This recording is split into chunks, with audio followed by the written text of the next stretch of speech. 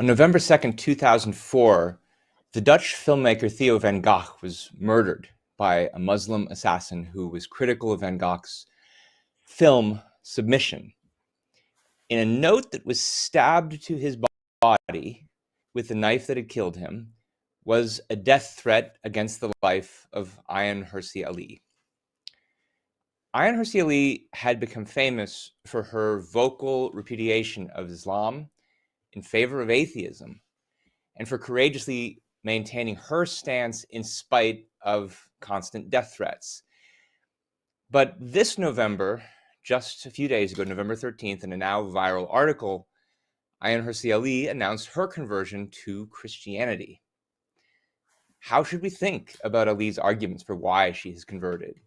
What lessons can we draw from this event, especially if we're secularists or atheists who champion the values of the Enlightenment? Well, welcome to New Ideal Live, the podcast of the Ayn Rand Institute. My name is Ben Baer. I'm a fellow at the Ayn Rand Institute. With me is my colleague, senior fellow Onkar Ghate. Welcome, Onkar. Hi, Ben. Thanks. So we should start this conversation before, I think, digging into what we think is wrong with her essay, giving Ali due credit for the things that she has accomplished, which I think is important to do because it helps underscore what is so sad and tragic about this latest development. So for those of you who have not been following her career, she became famous as a critic of Islam, defender of the rights of women who are oppressed in the Mideast, largely because of her own experience having endured that kind of oppression. She grew up in Somalia first of all, under the communist regime of Siad Barre, but in a Muslim family. She was herself subjected to really horrific female circumcision, the story of which is told in her book Infidel. She then moved to Saudi Arabia, where she was made to study at a madrasa. She moved eventually to Kenya, where she started to discover Western ideas, Western literature, but her family was abandoned by her father. She's beaten by her mother. Her mother falls in with preachers from the Muslim Brotherhood.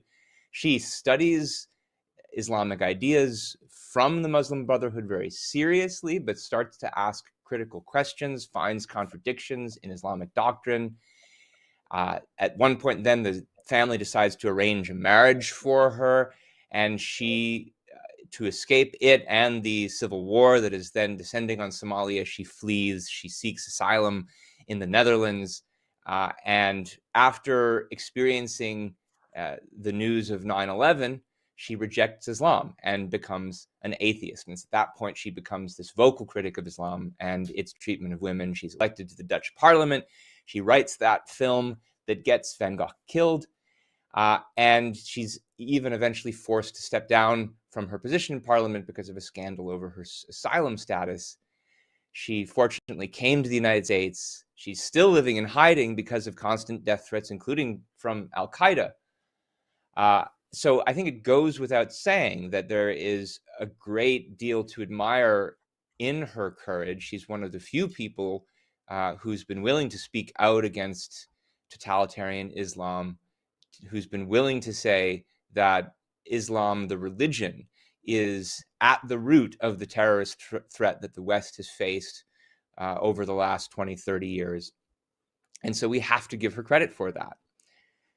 But Onkar, when I saw this article that she released earlier this week, the way I described it on Twitter was that it was like a bright light in the darkness had suddenly been snuffed out, because let her speak for herself. I'll quote a few paragraphs. I think these paragraphs get to the essence of her argument. Oh, did you want to say something first?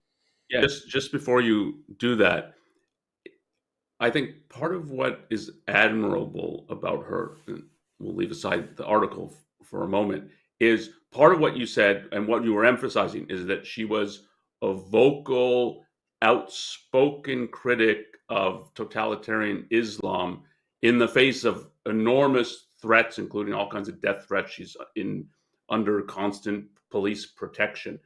But I would put, there's a second element of that, and I'm thinking of, again, of her background, of where she came from, and of what she learned. You can say she became an atheist, but it's more than that, in that she championed some of the Enlightenment values. So she saw herself on the side of secular science, reason, and freedom, and worked to promote that. She went into politics in the Netherlands and so on. So it wasn't just like, I've been a victim of a real evil, I'm going to keep denouncing it. She had a conception of there's a better way to live, and spoke about that as well. And that's part of what she seems to be either repudiating or at least retreating on. And I think that's part of what makes it sad, tragic, as you put it. Yeah, I agree completely. So why this retreat? Well, if you read the article, and it was published in a magazine called Unheard, she says the following. She speaks, for instance, of what led her to atheism in the first place, reading Bertrand Russell's Why I Am Not a Christian. This piece is titled in response, Why I Am Now a Christian. She writes, Russell and other activist atheists believe that with the rejection of God, we would enter an age of reason and intelligent humanism. But the God hole, the void left by the retreat of the church, has merely been filled by a jumble of irrational quasi-religious dogma. In this nihilistic vacuum, the challenge before us becomes civilizational. We can't withstand China, Russia, and Iran if we can't explain to our population why it matters that we do. We can't fight woke ideology if we can't defend the civilization that it is determined to destroy. And we can't counter Islamism with purely secular tools. To win the hearts and minds of Muslims here in the West, we have to offer them something more than videos on TikTok. The lesson I learned from my years with the Muslim Brotherhood was the power of a unifying story embedded in the foundational texts of Islam to attract, engage, and mobilize the Muslim masses.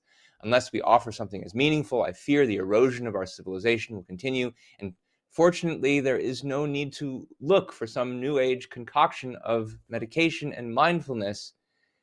Christianity has it all. Onkar, what was your reaction to this? Well, to the Christianity has it all was, it was so lame an explanation of what supposedly is positive in Christianity. It has it all. Like, I don't need to mention anything.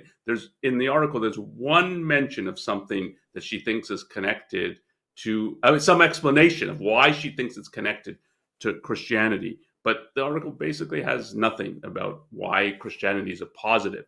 It's Christianity is going to help, supposedly, Christianity will help us fight an evil. And I think so what stood out for me for the article is this is an example of the fact that we live in a tribal age. I really do think we live in a tribal age, that most people have in politics, in morality, in the so-called cultural wars. When I said they're not cultural wars, they're tribal wars. And that many, many people have succumbed to this. And when you live in that kind of age, even the better people start succumbing to it. And I think that I view this as an example of that. And part of that, what it means, I think, that we live in a tribal age, is that the salient motivating factor for most people is fear. Fear of an outsider, fear of an enemy, fear of another tribe that you think of, it has to be destroyed at all costs.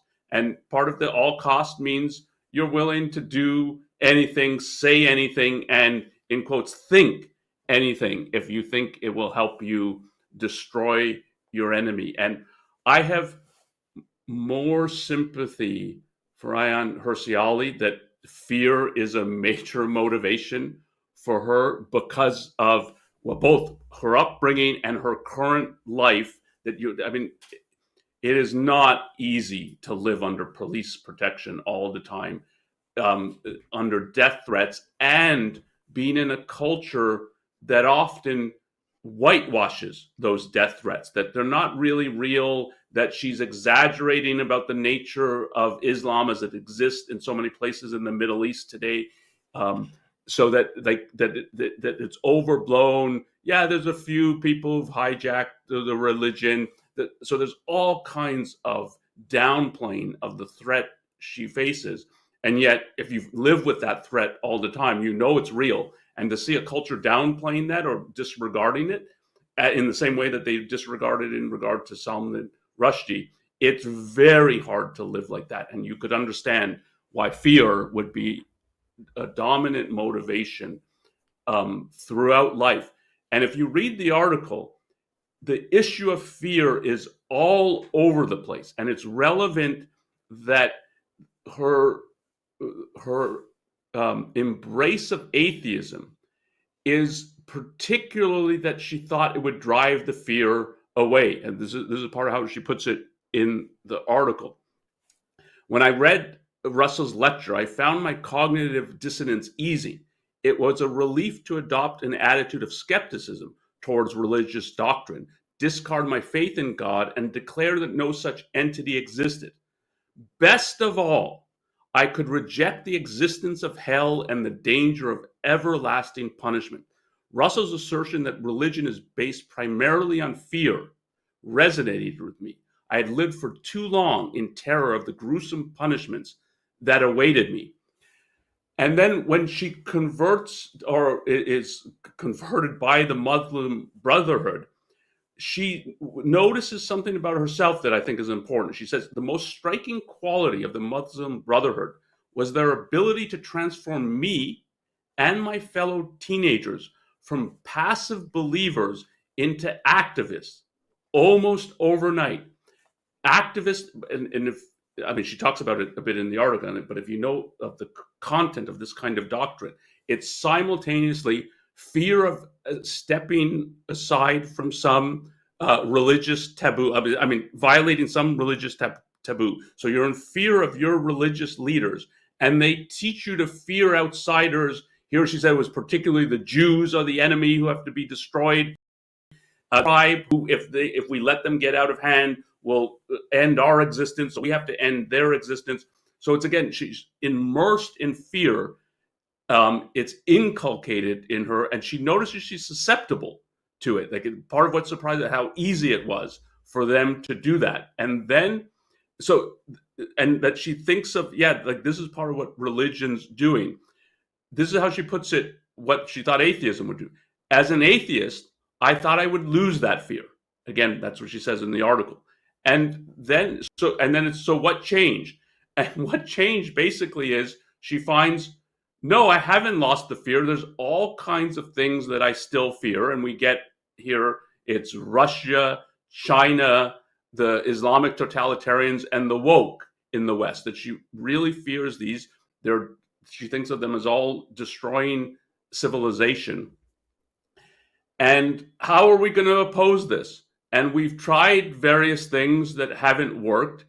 And this is in the background, I think, basically. And we can talk more about this at the end. And we've tried to defend these things that is Western civilization by reason. It hasn't worked. And we're facing this tribe or tribes that are out to kill us. And in that situation, what do? You join another tribe that seems more palatable, more innocuous, but most of all will help you fight your enemy. It's a fixation on the enemy, of the supposed power of your enemy, and that you need a tribe to oppose them. And I think that's basically what the reasoning is in her piece. Yeah, there's a definite overall sense in the piece to me of if you can't beat them, join them. And of course, she doesn't think she's joining the side that she's the most fearful of, but she's given up on the idea that you can convince people to be rational. She's given up on the idea that you can disabuse them of religious dogmatism, and just going in for, as you say, her own version of it, perhaps the version she sees as somewhat more friendly. But that is, as you point out, the way that tribalism works. You're primarily motivated by fear and hatred for some enemy, and so you seek solace in a group that is willing to protect you. But there, then it's relevant that what's motivating you is the fear and not love for any kind of positive value. And Ayn Rand made an important distinction between motivation by fear, motivation by love, and thought that only the latter is a healthy, value-oriented motivation. And you see so much of that motivation by fear in politics today, where it's what the woke are going to do. It's what the Muslims are going to do. That's whatever it will take, as you say, to destroy that, we have to do. Well, what values were we trying to protect against these enemies? What values do we care about? Did we value life? Did we value freedom? Did we value truth? And it's especially that last one that I think we have to talk about in connection with this article, because what you don't see coming out of the way she deals with this issue is any kind of concern for the love of truth. Many critics of the article, especially atheist critics like Michael Shermer, Hemant Mehta, have pointed out, I think rightly, that one thing you do not see in this piece at all is any kind of argument for why she thinks, or anyone should think, that the doctrines of Christianity are actually true. No concern for, is there actually a God? Was Jesus his son? Does he exist in the form of a trinity that is co-substantial with its parts, etc.? There's no concern for the theology of Christianity, why it has better theology than Islam, or why theology at all is a valid field. She's in effect saying she doesn't really care about what's true. She's more concerned about which words, if we adopt them and intone them, will move other people to action. In particular, I guess her focus is, what can we sell to Muslims who are coming to Europe? She doesn't think they can be turned into atheists, so we should instead try to make them Christians, and she's joining in that effort. So, Onkar, I know you had some thoughts on why it shouldn't be a surprise that there's not much attention paid to the arguments that are in question here. Yes, I think this is part of tribalism. So tribalism is a worldview. You view other people as not open to reason. You can't reach them by persuasion, argument, evidence. That's part of what it means. They're the other, they're alien. The only possibility is kill or be killed. It's like you're fighting a savage animal that you can't sit down and have a conversation with them and reason with them. That you view other people like that. But do you have any reason to think, oh yeah, but we're not like this, or I'm not like this? Tribalism as a worldview pushes, that's what people are like. But that means I'm like that too. And that's part of it. Like, okay, I'm in a tribe, and they're in another tribe, and yeah, they're trying to kill me, I'm trying to kill them. You more and more start to view yourself as, yeah, other people don't respond to reason, I don't really either, or don't fully. And part of the embrace of religion is, yeah, no, there's not a pretense that you can rationally defend this and so on. And notice the formulation about that towards the end of the article, that we have to win over the Muslims. So first it's to win the hearts and minds. So that already is introduced, and it's not just you're going to convince them. To win the hearts and minds of Muslims here in the West, we have to offer them something more than videos on TikTok. Now, to present, like, why wouldn't you offer them the values and arguments of Western civilization? To put it as, we have to give them as videos on TikTok. Why don't you give them the books of John Locke? Why don't you give them Enlightenment literature? And I think in the end, the answer is, yeah, but that doesn't move people. That's not good. You can't persuade people like that. That's not the right way to look at people. But if you offer them some story that, yeah, we know it's made up and so on, that might move them. And that's, I mean, religions really just are big tribes that have become acceptable, the major world religions, but that's the way to view them. And it is, in that sense, it's the piece is open. So it's not like there's no argument, but she was trying to give a disguised argument or something. It's, yeah, there's no argument here. And that's part of the whole tribal flavor of it, I think.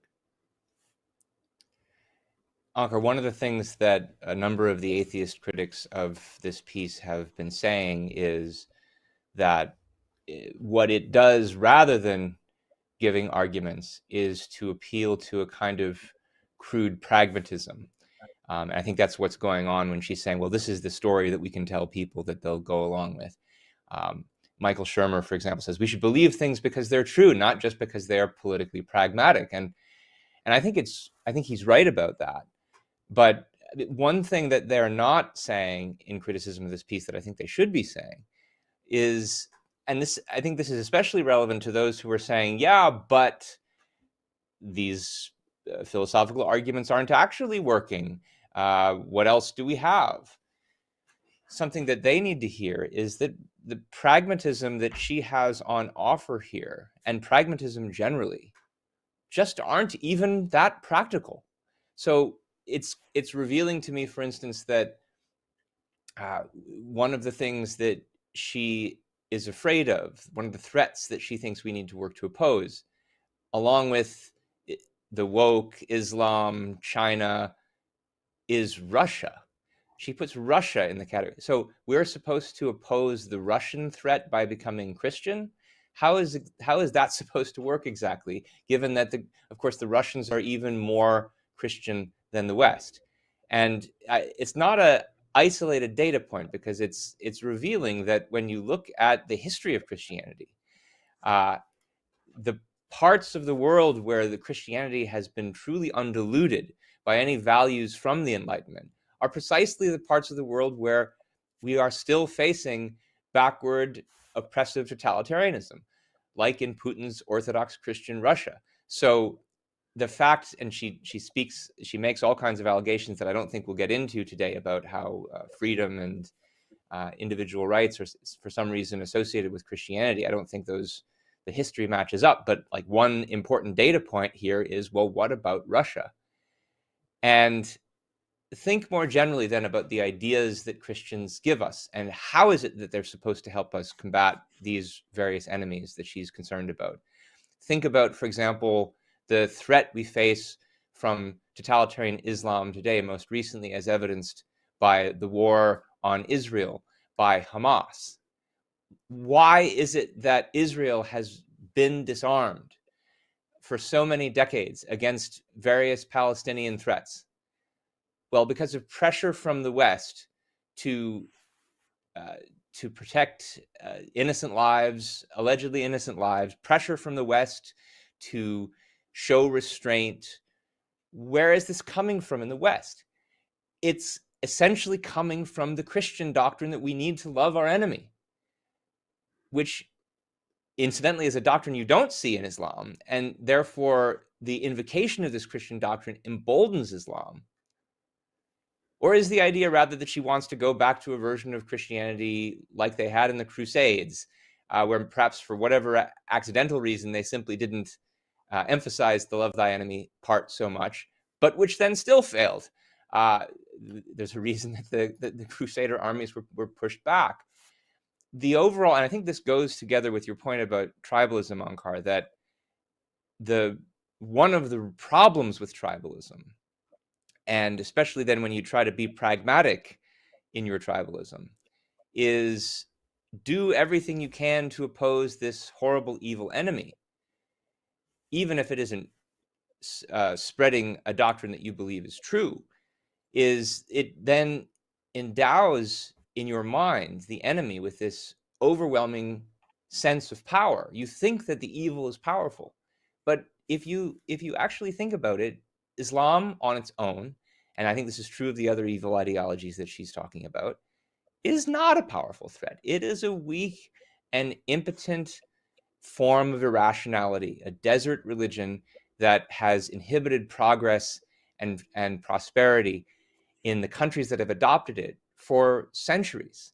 And the only reason that it appears as a powerful threat to us today is because of the sanction that has been given to it by more powerful, better forces in the world, whether secularists or Christians, the better Christians, who want us to submit to it because of the fact that they have these ideas, these Christian ideas like love thy enemy, that say anytime you have a weak, impotent, pathetic other, you have to sacrifice to them. And that is, of course, a moral idea that comes directly from Christianity. That is the source of our weakness. And here she is saying we need to join that tribe and continue to empower it. I don't know if you have any reactions to that. Yeah, I think it definitely is part of the tribalism, because part of tribalism is in the end to ignore the whole phenomenon of ideas.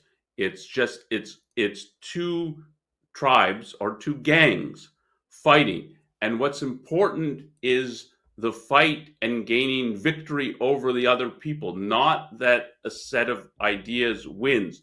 And I think of it as it's a descent into tribalism. So there's some still recognition that, well, what I value in the West is certain ideas and certain institutions of the West that embody those ideas. But when it's, oh, we need Christianity to uphold these things, there's no explanation of it, of how that works, and there's no even mention of the content of Christian dogma. It's, so you quoted her, Christianity has it all, but what is the all that it has? There's basically no discussion of it in the piece, and I don't think that's accidental. I think I found a tribe, and it's not, what's not particularly relevant is the ideas, because people aren't moved by ideas. I found a tribe that's opposed to these other things, and so I think if they gain power or we gain power now that I've joined the tribe, it will be better than if these other tribes have power. But why will it be? What will you do? There's not discussion of this. And the tribalism, I think it's two things. You lose concern with the truth, and you lose concern with morality. Morality just becomes the other side's evil. Yeah, but are we perpetrating the same evil as they are? You don't really, in the end, as you become more and more tribal, you don't ask that question. It's my tribe right or wrong, or it's but this is not real moral judgment. It's, yeah, my tribe's always right. And so if you think of her history with Islam, that she doesn't feel the need, say, to ask the question. So she views Islam rightly as oppressive, and what she was brought up.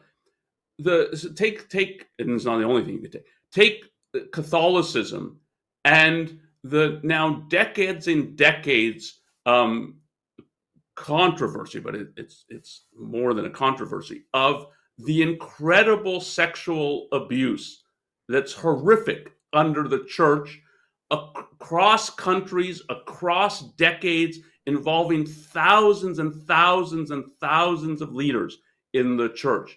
And you don't feel the need to talk about that and say, like, really, I'm saying the solution is Christianity? Do I mean the Christianity of Catholicism?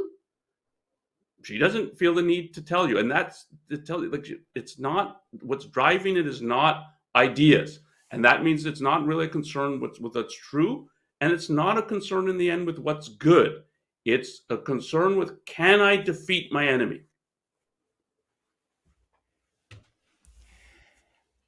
I wanted to say one more thing about the pragmatism issue, because, again, this is a term that's come up in the criticisms that atheists have made of what Ali is saying. And I think that they're right, that she is resorting to a kind of pragmatic argument. It's in the service of this tribalism. The tribalism is the really essential point that they're missing.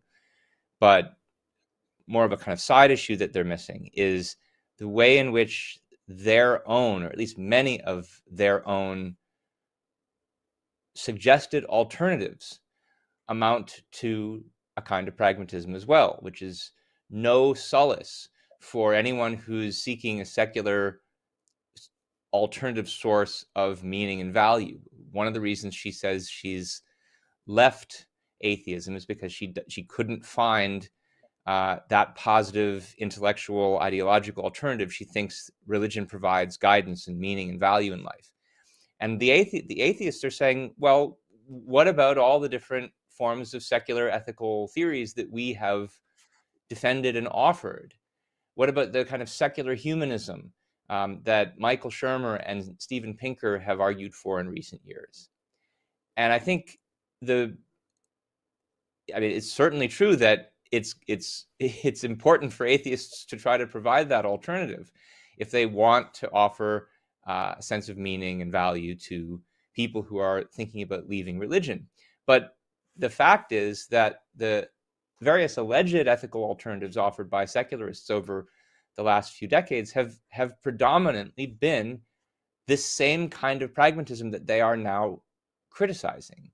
Generally, the secular movement over the last century has been under the sway of William James and John Dewey. Just a few weeks ago, I was at an atheist conference where I heard one of their speakers, I won't mention any names, say, we shouldn't be that intolerant of religion because religion helps people cope, and that's as good as they can do, and we shouldn't try to criticize them. This was at an atheist conference, so it's like, is it all that shocking that they come across as giving the impression to Ali that they're giving?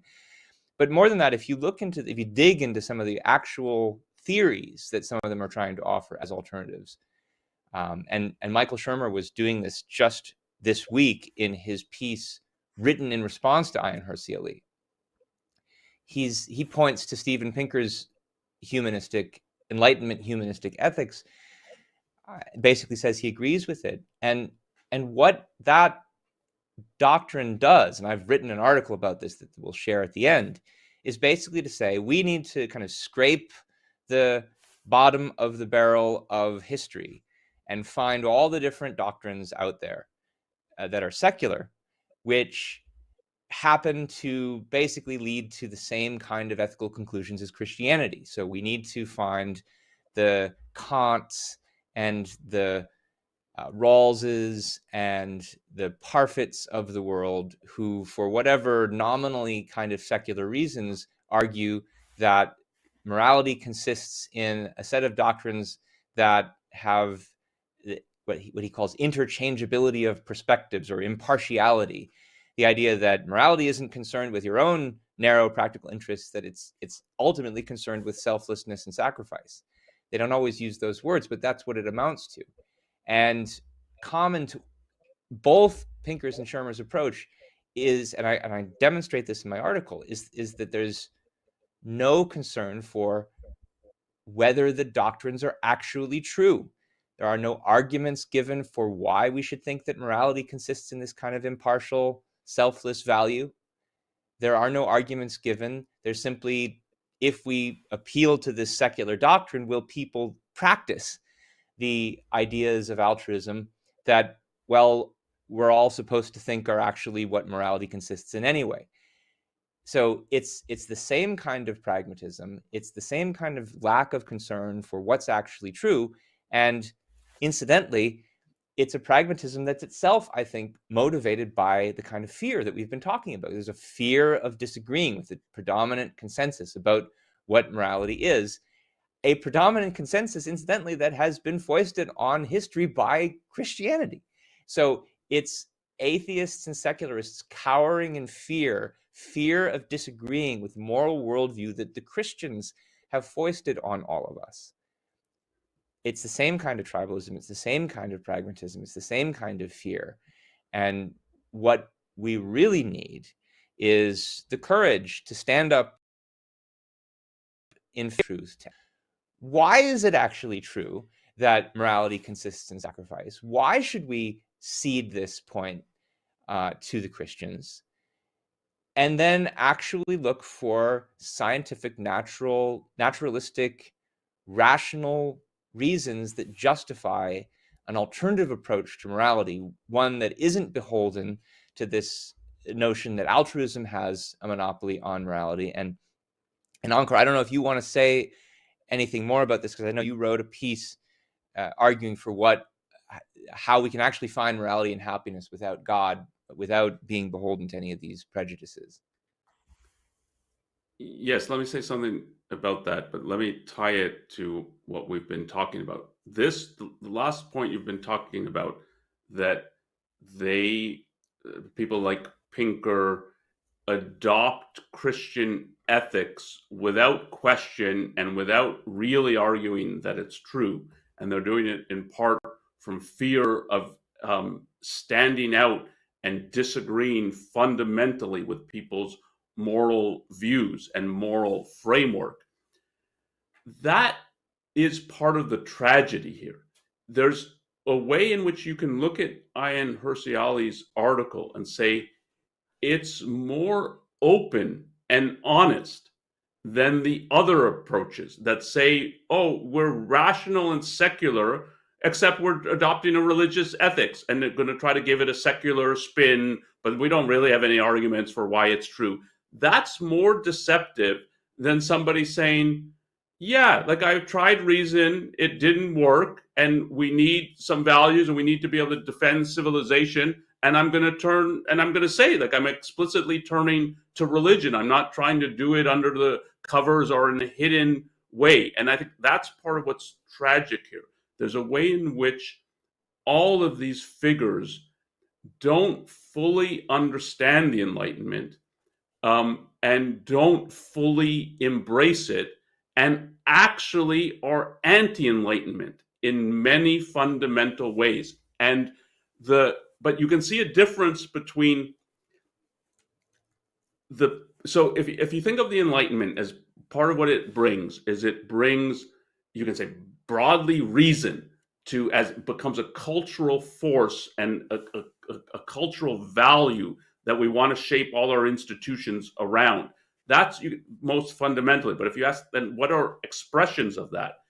It's science, it's political freedom, it's individualism, and what that brings which is a system of capitalism.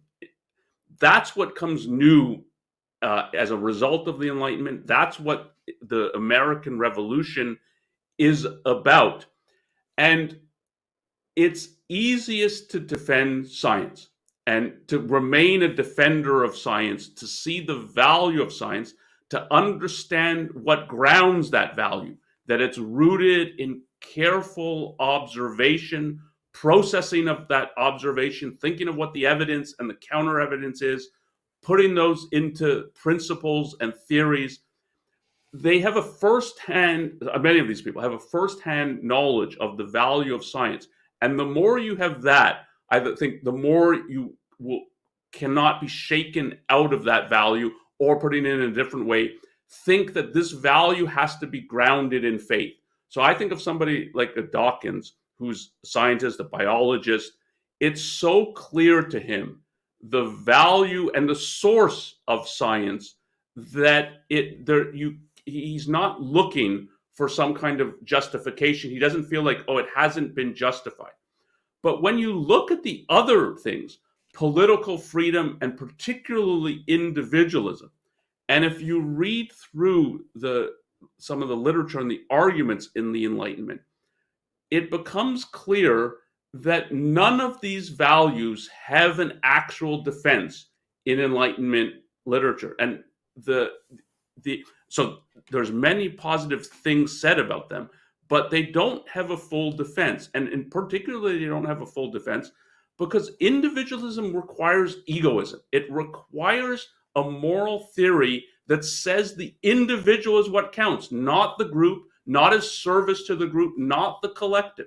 It's the individual that counts. And do you have a rational argument for egoism? None of them offer it. None of them will even go there. They all try to spin the altruism in various ways, a collectivism, and that's what comes from Christianity. And someone, I think, like Ayaan Hirsi Ali has a sense that there's no real defense here.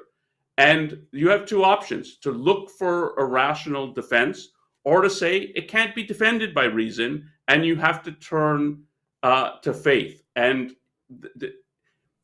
Ayn Rand's the one who takes the first path and says, no, this needs a rational defense. Part of what that means is we have to rethink the whole subject of morality. That's what she does in her work. If you're not willing to do that, then the second route seems like the only route. Like, we can't defend this in reason. If you want to champion Western civilization, enlightenment, you have to champion individualism. You can't do that on this kind of moral approach. So you have to say that I can't do it by reason and arguments. I have to do it by faith. And that's the best positive reading you can make of, I think, of Ayaan Hirsi Ali's argument is, yeah, reason hasn't worked here. Nobody has a defense of these things. And yet what I value most of all is free speech. And that's part of what's in the article. So I have to ground free speech in faith. And I'm going to ground it in what looks like the best one to me, Christianity. And that's that's a massive failure of these thinkers. Yeah, Onkar, I was at an atheist conference a couple of weeks ago in Las Vegas, and I saw Richard Dawkins speak, and he gave an excellent speech about the wonders of scientific discovery, about the glory of human achievement that it represents, and included in the speech, I thought was particularly excellent, was his insistence, and this was much to the consternation of certain people in the audience, that respect for the science of biology entails that sex is binary, that there are men and there are women, and the few cases of intersex phenomena are not sufficient to deny that binary in science. And he said we have to pay attention to the science, regardless of how unpopular it is. And yeah, there were people in the audience who were very uncomfortable because it's a left-leaning audience. Many of them are beholden to and sympathetic to the trans ideology. And I mean, I think there's aspects of that view that you can debate with, but you're right that someone like Dawkins has this fundamental respect for the truth, regardless of whatever prejudices it goes up against. But where he and other atheists in his category have really, I think, refused to extend that same courageous defense of the truth is to the issue of morality. And if you look at his books defending atheism and criticizing religion, that's a subject that rarely comes up, or if it does come up, it's with some hand waving about how morality has evolved, which really doesn't answer any of the important questions, because the important question isn't where does morality come from, but is its content actually true? And when he and other atheists actually get around to talking about the content, it's what I said before. It's trying to find a pragmatic approach to what doctrines can we dig up that happen to be secular, which will nonetheless lead us to act in the same way that Christians act. And notably missing from any of these couple of atheist conferences that I went to were any sessions, any discussion whatsoever about how can we defend, how can we articulate a rational morality. They're much more concerned with debunking claims about UFO sightings than they are with defending morality, defending a rational secular morality. And I thought that was revealing omission and exactly the kind of omission that you would expect someone like who's as smart as Ayaan Hirsi Ali to notice and to react to and to have this kind of despair about.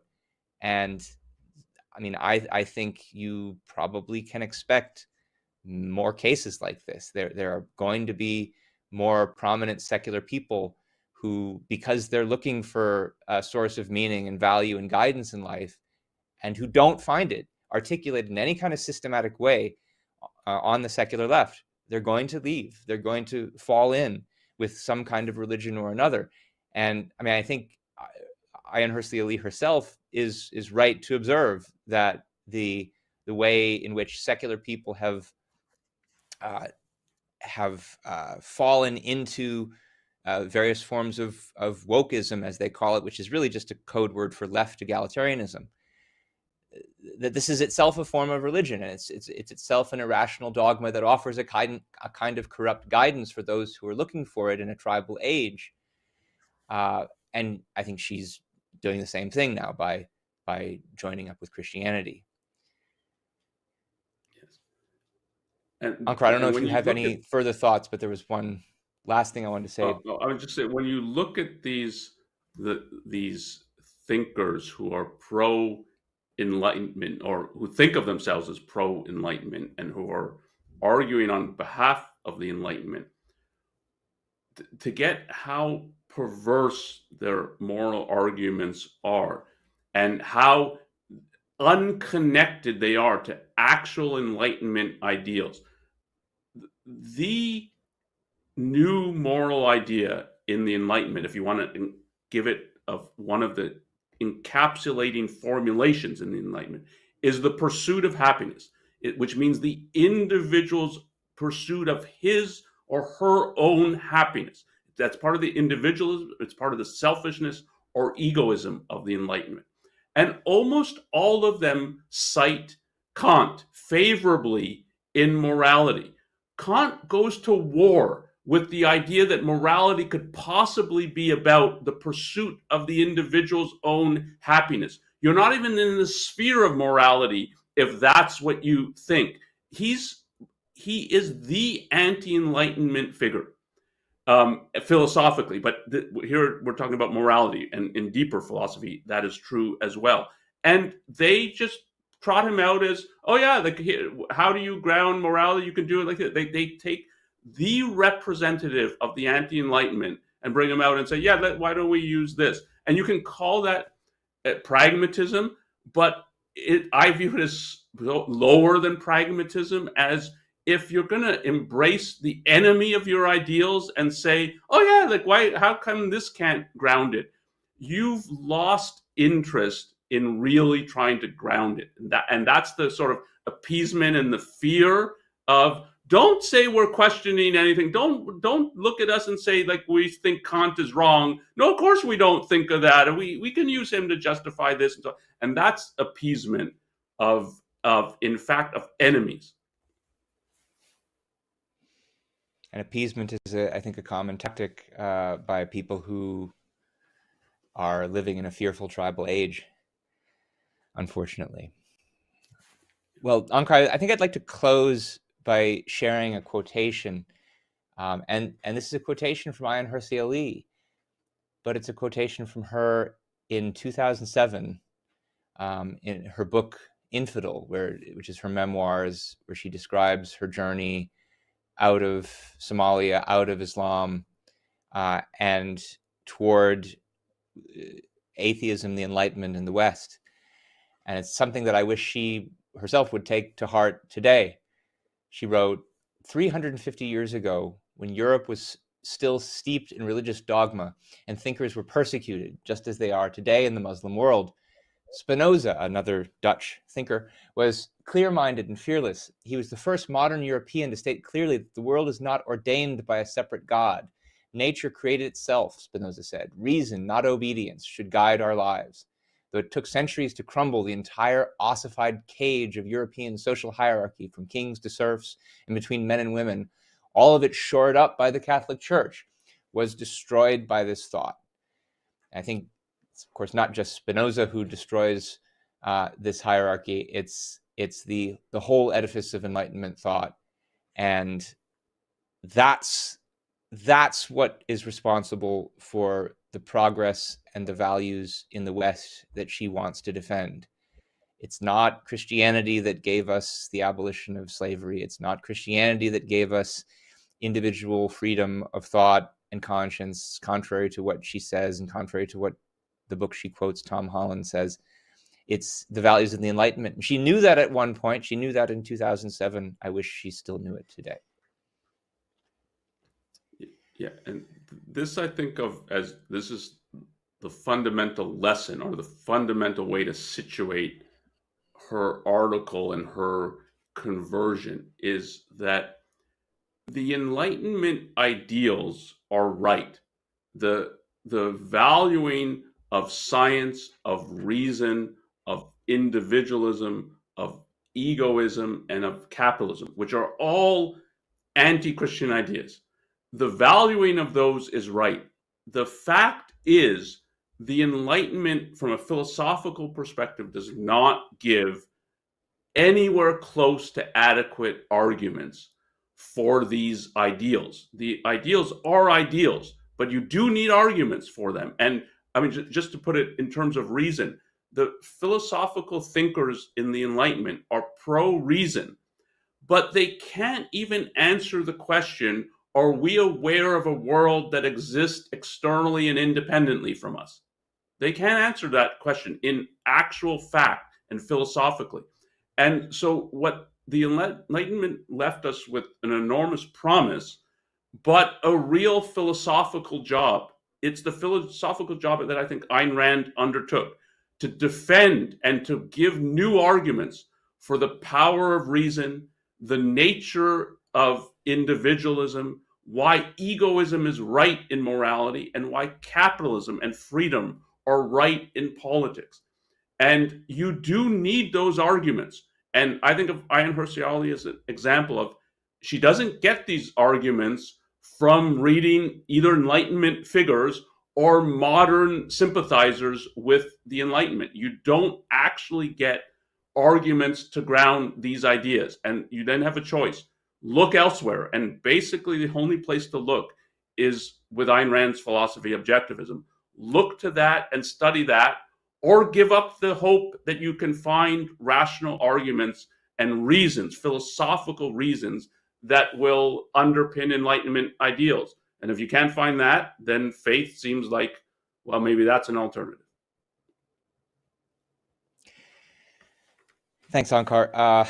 Let's wrap up by sharing some resources with our audience that will give them some of the arguments that I think the dominant secular tradition has failed to give people like Ayaan Hirsi Ali. So I referenced this previously in our conversation.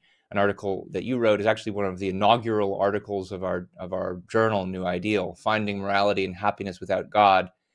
You can find that at bit.ly/finding-morality. Please check it out.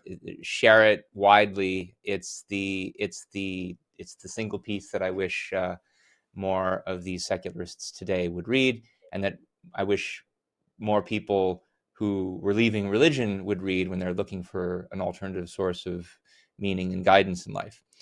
Secondly, I'll mention a piece that I wrote, Debunking Supernaturalism, the Supernaturalism that Haunts Secular Ethics. This is the piece where I take apart various secular proposals from people like Shermer and Pinker, showing how they ultimately are relying on assumptions that they themselves have gotten from Christianity, that they're basically just looking for secular ways to justify unjustifiable supernaturalistic claims in Christian ethics, and that you can find at bit.ly/secular ethics. So I would also like to let people know that we are, if you have questions that came up in our discussion today, or you have questions about objectivist philosophy and its finer points generally, we are soon to be spinning off a special Q&A series. We used to do Q&A episodes occasionally on this program. We're now creating a whole standalone series where we answer your questions. And if you have questions you'd like answered, please send them to newideal@aynrand.org. We'll be doing these on a monthly basis, and really depending on what kind of questions we get. If we get lots of questions on ethics, we'll do an ethics episode. If we get lots of questions on politics, we'll do a politics episode, etc. So whatever kind of question we get the most of, we'll devote special episodes to that on a regular, ongoing basis. So please send us your questions. If you liked today's program and you'd like to be able to follow us, if you're watching on YouTube, please subscribe so that you can get notifications when we post new videos, when we go live. Hit that bell button if you want to get that notification. And otherwise, like, share. If you're watching this as recording, please leave a comment in the comments section. That helps optimize the algorithm in favor. Our YouTube channel has really been blowing up. Recently, we surpassed 100,000 subscribers, and we've had several videos go over 1 million views. And I think we're really reaching new audiences here. So this is contrary to those who say that there isn't an audience for rational ideas. I think on the contrary, on YouTube, it's clear that there are, and we are reaching those goals. Likewise, if you're doing the same on Facebook, please share, like, comment, and let us know what you think. So thanks very much, Onkar, for your time on this. We put this episode together sort of at the last minute, but it was on a very important topic, and I'm glad that we were able to say what we said today. Thanks, everyone. Thanks, Ben.